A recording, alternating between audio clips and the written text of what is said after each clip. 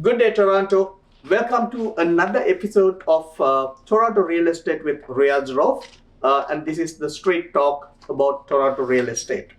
Today, I'm going to do something different. And normally, I do not talk much about negative information or negative news or what I call noise about Toronto real estate. Toronto real estate is totally unique to any part of the world or any part of Canada. It's different to whenever we read things on the media, we have to understand whether they're talking about Canada or whether they're talking about Toronto. But specifically, the last 2 days, I came across two articles that were highlighting about the negativity or the price drop in real estate in Toronto. One of those is that which says Toronto real estate market just took an absolute nosedive. That's one. And another one is that Toronto real estate have dropped over 224,000 in just 6 months. So somebody who is not from the industry, if somebody reads this, they might be making many opinions on this based on the information. So I'm just going to show you I want you to be the judge. Let me try to take you through the details that I know, and you be the judge and comment on what I have got to say. Let's look at negative news that's going on in the media. There's a purpose why I use this word crash. The reason is I'm used to doing some YouTubes now in the last 2 months. And whenever you have a positive news and a highlighted news in terms of real estate, the number of views that are being seen are 1/3 compared to when you use the word crash. I do not know why, but people are more curious to know what is there about the crash than what is there about the growing opportunities for you to survive and thrive in real estate. However, I use the same thing today to highlight and bring this point across. Let's look at the negative news that's going on. Let's highlight on one particular one, which says Toronto real estate prices have dropped over 224,000 in 6 months. The prices in December 2021 was 1,157,837. That's done. Everybody knows about it.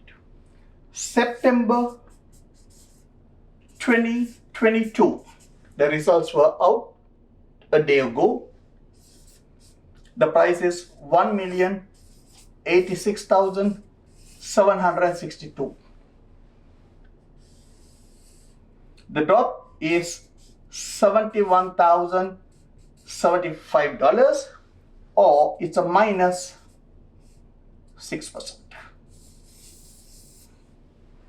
That is a drop in the Toronto real estate prices from December to this September. That's a 9-month period, is minus 6%. Second, now let's leave December. Maybe somebody, they did not talk about 9 months, they spoke about 6 months. Let's take the 6 months. April to September, that's a 6 months period. April 2022, the price was 1,252,625. September 2022, 1,086,762.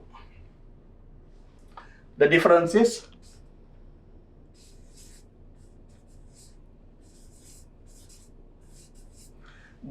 $165,863, which is a net minus of 13%.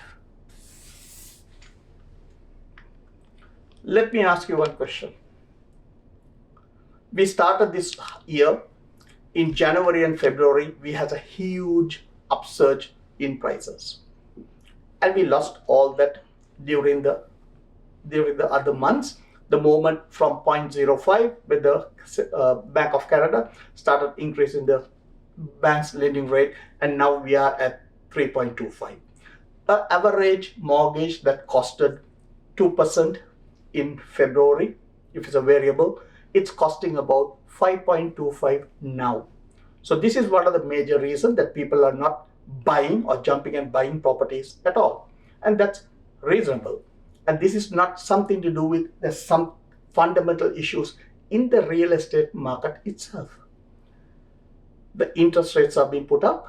The qualifying rate now is almost 7% plus 7.25 to do the stress test. When you do a stress test at 7%, how many people can get qualified? A person who was able to buy a house for $1 million in February, now he's qualified only for $860,000. When we have all these issues that are going on, still Toronto is holding on, and just to have only 13% drop in price is a huge achievement for Toronto. Think about it. Now, let's see how this year is going to end. Year over year, as stated in my previous YouTubes in the past, I expect to 5% year over year gain for 2022. So that's December last year to December this year. In another 3 months time, when we end, we will have a gain of 3 to 5%. Even if it's 3%, our prices will end up at $1,146,000, which is a $50,000 over December of last year. This is how we are going to end this year. I'm so confident about it, and I'm not here to talk about negativity, but I'm here to say, cheer up. Look at the brighter side. Toronto is more stronger than you and I are thinking about. Again, just to remind you, I'm an investor and I'm a realtor. I always believe in accumulating properties and accumulating wealth. I would be a strong advocate to suggest don't sell your properties. I can help you to keep that property and multiply your properties. Give me a call. On the other hand, if you absolutely need to sell, don't come with one reason. Come with 2 reasons and convince me that you have to sell, and I'll sell it for you. Thank you very much for investing your time with me. Riyaz Rauf, a household name. Thank you. It's extremely important to understand that I am giving my opinions here as a realtor and an investor, serving myself, my family, and my friends. It's also important to understand while talking about real estate, obviously we will be talking about legal side, finances, and taxes. However, I'm not an expert on those, and I urge you to seek expert advice when it comes to those 3 matters.